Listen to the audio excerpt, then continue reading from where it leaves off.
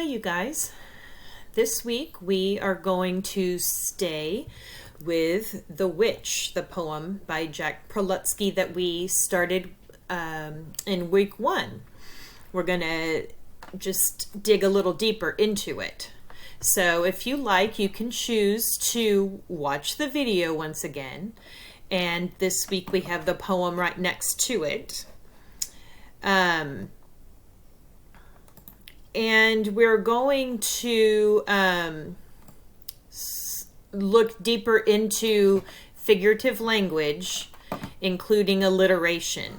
So all along you'll see in the slides, you'll see the anchor charts that are provided for you guys.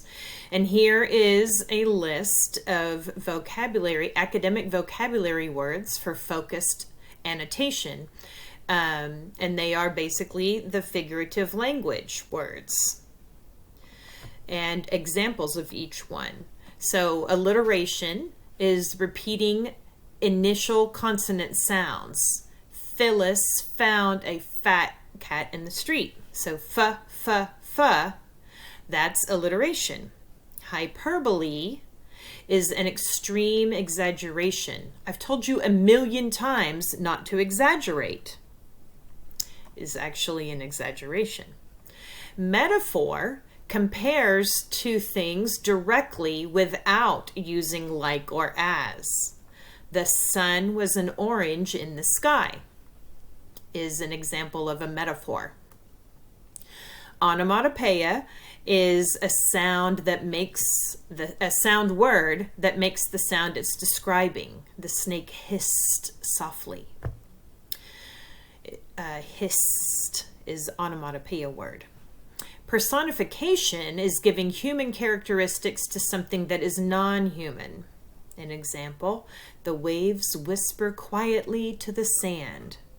Now, waves cannot whisper in real life because they don't have mouths, right? So the waves whisper quietly. That's personification. And then we have simile, which is comparing two unlike things using like or as.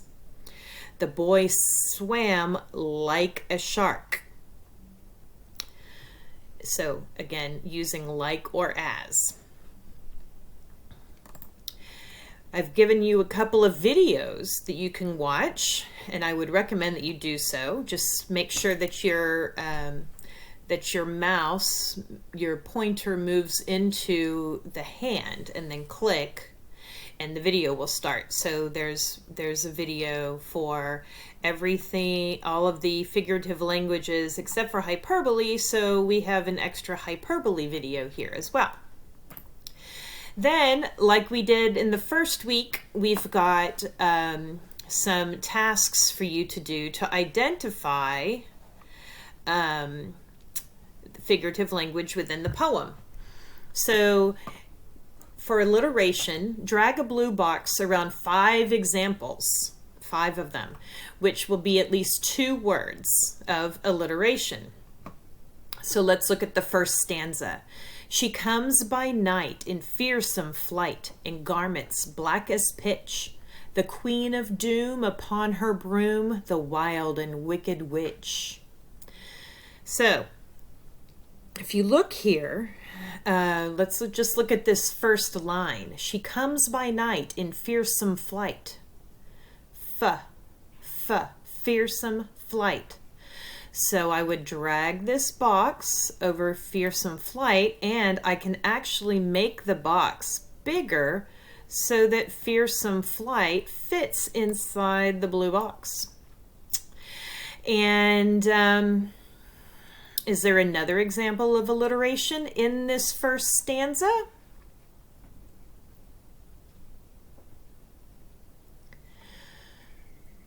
Look here.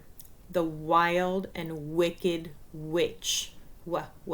So I'm going to drag a blue box over wild and wicked witch, and I'm going to make it big enough so that it fits inside. So I've already given you 2 examples of alliteration in the poem in just the first stanza. And so you guys need to find 3 more examples, right? Because 2 plus 3 is 5. You're going to drag a green star to 2 examples of onomatopoeia. Highlight 1 example of hyperbole, remember that's exaggeration, in purple. You're going to drag an orange line under 3 metaphors. Remember, that's comparison, not using like or as. Then you want to drag a yellow circle around 1 example of simile, which does use a comparison using like or as. And then we have a fun red arrow to drag to point to 1 example of personification. Then we have spaced out the questions for you guys. Again, like we did last week, you can choose to do them all in a day. And again, you're going to work to identify and give an example of 1 type of figurative language that the poet used. Now again, you can go back up to here where you've already identified a lot of figurative language in the poem. So that should help you answer number 1. Then number 2, what impact did the poet's use of this type of figurative language have on the poem as a whole? And then there's 2 more questions, and then on day 2, or you can do it all together on the same day, you're going to click on quiz, and it will take you to a Google form that has 6 questions for a quiz over the poem The Witch. I sure do miss you guys, and I hope you're doing well. And please reach out to me via email if you need my assistance.